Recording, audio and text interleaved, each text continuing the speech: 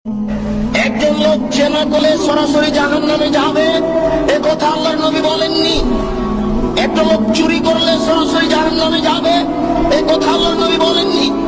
পিতা মাতাকে গালি দেওয়া পৃথিবীর দ্বিতীয় মহাপাপ। পিতা মাতার অবাধ্য চলা পৃথিবীর দ্বিতীয় মহাপাপ। এরপরেও যদি মানুষ পিতা মাতার অবাধ্য চলে, সরাসরি লোকটা জাহান্নামে যাবে, এ কথা আল্লাহর নবী বলেননি। আল্লাহর নবী প্রথম দুই বাক্য বলার পরে তৃতীয় বাক্য বলে আগের দুই বাক্য ঠেকিয়ে দিয়ে বলছেন, কেউ যদি আমার দিকে কোনো কথা ধাবিত করে, সেই কথা যদি আমার না হয়, তাহলে তার থাকার জায়গা জাহান্নাম। এবার আপনার সাথে আমার কথা। আপনি যেদিন ক্লাস 2 পড়েছিলেন, সেদিন একটা গল্প পড়েছিলেন। নবী যে রাস্তা দিয়ে হাঁটতেন, একজন বুড়ি সে রাস্তায় কাঁটা পুঁতে রাখত। নবীর পায়ে কাঁটা পড়লে বুড়ি খুশি হতো। একদিন দেখলেন নবী রাস্তায় কাঁটা নাই।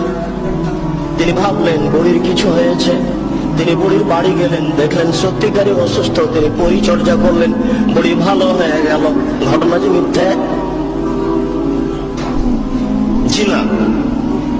আমার হায়াত পর্যন্ত সময় থাকলো আমার দিনী ভাইদের উপরে, আপনার হায়াত পর্যন্ত সময় থাকলো আপনি আমার হায়াত পর্যন্ত এর সত্যতা প্রমাণ করতে পারবেন না ইনশাআল্লাহ। নবীর নামে মিথ্যা কথা বলা হয়েছে। গাছ লাগান, পরিবেশ বাঁচান, নবী নিজ হাতে গাছ লাগিয়েছেন, মিথ্যা কথা। এই দেশের মাটিতে প্রায় 3 লক্ষ বানানো হাদিস আছে। তার মধ্যে কোরআন মাজিদ 90 পারা, 30 পারা নয় শয়তান মুমতাজ বেগমের কাছে প্রায় 2000 জাল হাদিস আছে।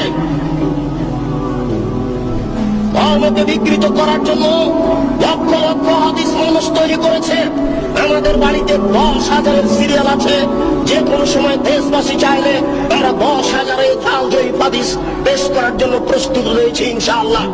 এই দেশের মাটিতে লক্ষ লক্ষ মিথ্যা তাফসীর রয়েছে।